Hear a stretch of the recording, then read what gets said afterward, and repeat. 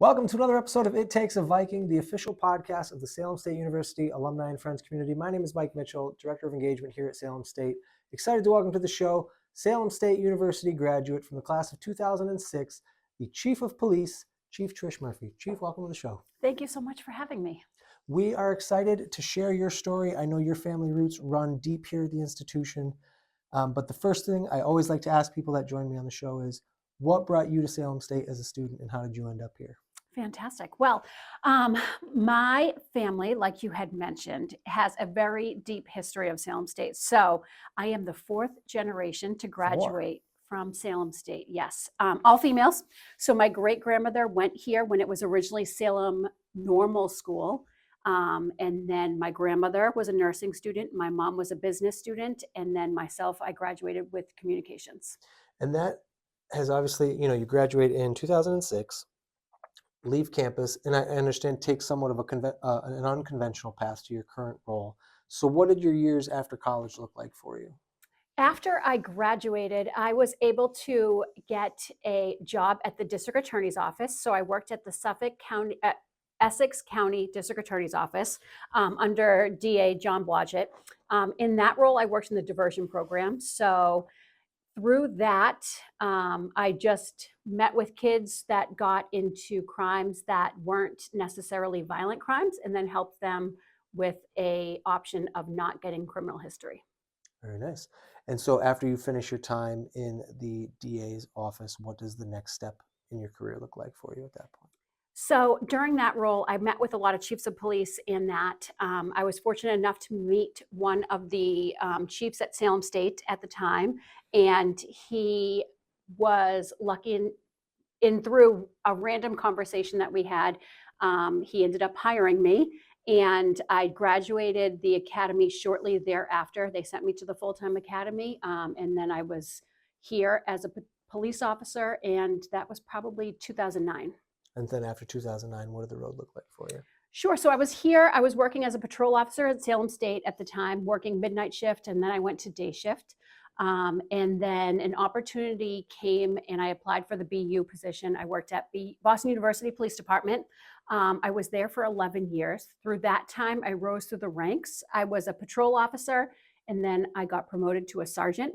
Ended my career there as the lieutenant. In that position, I oversaw accreditation and training. And now,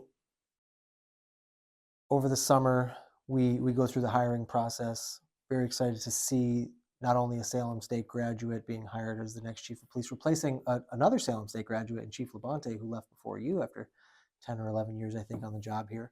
But you are also the first female chief that we've ever had on campus history. So what does that mean to you? I think it's really exciting. It's funny because I look back, even this time last year is probably right around the time that I applied for the position.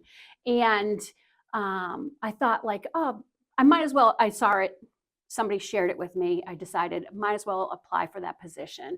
I didn't really give it too much of a thought, but I knew that I had great credentials and I have great training, and I was able to obtain a lot of exposure during my role at BU. And so I applied for that position. I came at BU, I had a very strong female chief as well. Her name was Kelly Nee, a great mentor to me. And she just told me to put myself out there. And so when I got this role, I thought of her instantly and what that meant, now that she was able to push that on to myself. What was it about the opportunity kind of at that time in this place for you and your career and where you found yourself that made you say, you know what, I want to go back to Salem? What was it about the opportunity?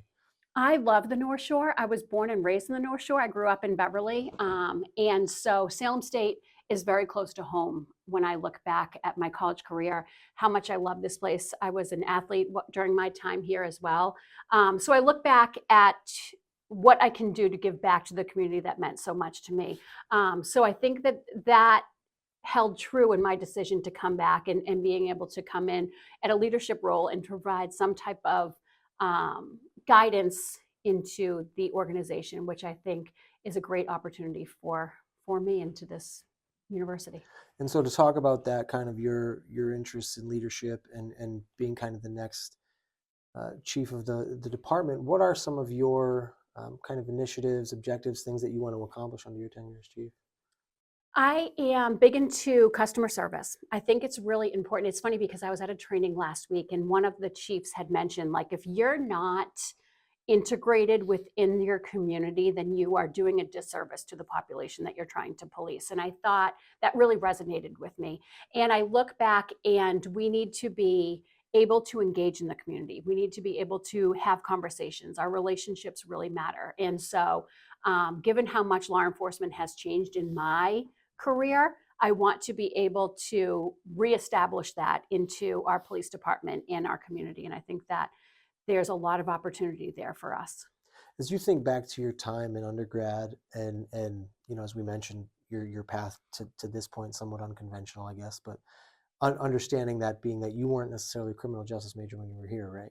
Correct. So if you ended up following kind of maybe that original plan or path, or if you weren't in this role or in this field, what do you think you'd be doing? So when I went to school here, it's funny because I really wanted to be on the radio. That was my goal. I wanted Oh, to be the next, like, Maddie in the morning radio personality. Um, I am far from that nowadays, but that's really what I wanted to do. During my time here, I did internships. I did two very different internships. I did one in event planning out of an organization in Boston. The second one I did through HDH, and it was a 7 News, the assignment desk. New Hampshire? No, in Massachusetts. Oh, I'm thinking WMDR. Sorry. So it was working the assignment desk, answering the phone calls and that type of thing, of breaking news and that. So that was really great exposure as well. But um, it was just, I look back on that, and I think my focus and concentration was public relations. I think in this role, it does fit. Like I said, I probably look at law enforcement a lot differently than a traditional somebody that studied it, wanted to do this for their entire career. That was not me. And so I think that definitely allows me to stand out as a different type of leader in law enforcement. Fair enough. Fair enough. And if you were, I guess, if you could talk to your college student self, or, and I'm sure you'll have this opportunity as chief now, if you didn't before when you were on campus as an officer, but if you could talk to a current student now who might be interested in doing what you do, what would you give them for some advice and maybe some starter points? I would encourage them to do as much public speaking as possible to start off, right? Get comfortable in front of a crowd for sure. I would also encourage to say yes to a bunch of different things. I Putting yourself out there, you can learn so much value as to what you're good at, what you may need to improve upon, all of that.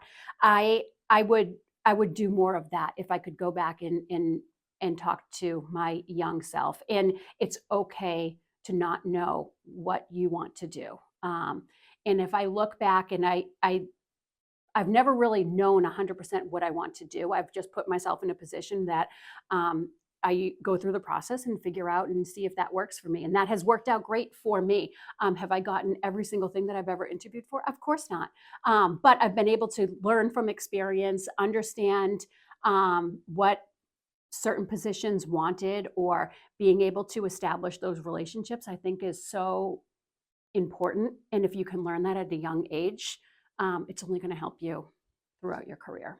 I think one of the things that you said earlier that kind of I think will resonate with students now and even young grads that might be watching this is that understanding one that A to B is not a linear path. There's going to be turns and bends and deviations along the way, but also being open to an opportunity, even if you think it may not be exactly what you want to do, because there's some quote about opportunity being dressed in disguise or something like that. Just it may not be what you think it's going to be, but it may not mean it's bad for you to give it a shot. So I think your point about um, you know putting yourself out there and getting involved in as much as you can is critical because you never know who you're going to meet along the way. For sure. Networking. I remember going to a bunch of conferences, right? When you first start out and you get sent to training and there's a networking hour. And my friends would always say, like, oh, we're not going to go to that. We're going to do whatever. But there's such value in the room and every conversation. I love my favorite thing is just talking to people and say, let me know your story. And like, you never know where you're going to make a connection with somebody about, and you never know like what possible doors could open by conversations that you have with people, which is why it goes back to being able to get out and put yourself out there is so important. And it's funny because after I graduated, I was also a coach for field hockey. When I took this position, I gave that up due to the role and the importance of this leadership spot. But so much during that time, I was dealing with like young student female athletes that thought like I have to be perfect and I have to do all this and I have to know exactly what I'm going to do.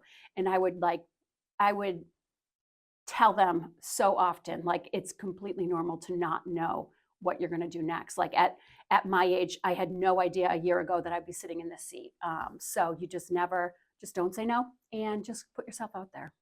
Looking at the scope of kind of your day-to-day work here at the university, can you talk a little bit about kind of the size of the department, where you might get officers from in terms of how you staff your department? Um, and I offer that only because I think being a chief on a college campus has some pretty significant differences compared to being the chief of a municipality, Mhm. right? In terms of your kind of day-to-day work, understanding that you're on 24 hours a day in the event of emergencies or things like that. So can you talk about a little bit about kind of what your departmental makeup is, and just kind of what it's like to manage a university police department? Sure, absolutely. So we are around, if I'm fully staffed, we're around like 25 from me on downward. And so what we have been hiring traditionally is younger officers, and sending them to the academy and putting them through. Now, that could be a recent college graduate, it could be somebody in their early 20s, and then we would provide them the training and allow them to go to the full-time police academy. Under post and police reform over the past 5 years, people can get hired as lateral transfers, which basically means you've completed a police academy, you got certified through the state, and you can come into our department. One of our most recent hires was completed that way as well. So he was a veteran officer that comes from Tufts Medical School, and he's able to bring that leadership and his kind of entire career to assist with our student population, which is a fantastic thing. So right now we do have that balance of veteran officers and newer officers. I think that is important when you're talking about different type of styles and techniques and how to engage and communicate to our population is the most important. When you talk about the day-to-day operations, what's different with campus law enforcement is that we're able to a lot of times utilize internal processes instead of always going criminal. And so my job day to day since I got here is a lot of relationship building and understanding, okay, who and what type of processes are available for our officers to understand and the processes that are in place for our student population, and in order to make sure that people are safe and they're able to go through that process instead of actually going through the courts. So since I got here, it's a lot of meetings, a lot of understanding what that looks like, and then knowing and setting up our officers to understand the differences between what they are able to do, how they can incorporate these different processes in order to make sure that the students are successful at the end of the day, which is what we're here for. So it's a lot of thinking outside the box. I love that aspect of it. I think that's important. It's a lot of communication that's happening both internally and externally, and kind of understanding where the community is, right? So if there's some type of breakdown in communication that's happening and we can work to improve it, we want to know about that. Resources that are available, it's very important because we are open 24 hours a day. We are here probably when nobody else is. So properly understanding resources that are available to our student population, as well as faculty, staff, visitors, all of that whole other aspect of it is really important for us to make sure that we are prepared and understand. You work, as you mentioned, and as we've talked about, it's a 24-hour a day job. You are also a mom to some young kids, Mhm. and I'm sure you have many other things that keep you busy outside of this role as well. So, for a person like you in your capacity in your role, understanding that the last 5 years has taught us that taking care of yourself is very important. What are you reading? What are you watching? What are you listening to? How are you practicing self-care in the day-to-day world in which you live? Yes, absolutely. So yes, I am a mom. Busy life. I love supporting my kids. I do a lot of their sporting events. They're big into sports and that type of stuff. So number one, I'm a mom. I made a goal in 2024 to be more of a reader. So I am on that path. I have completed 4 books in January so far. So I'm pretty proud of that. Wow. Yeah.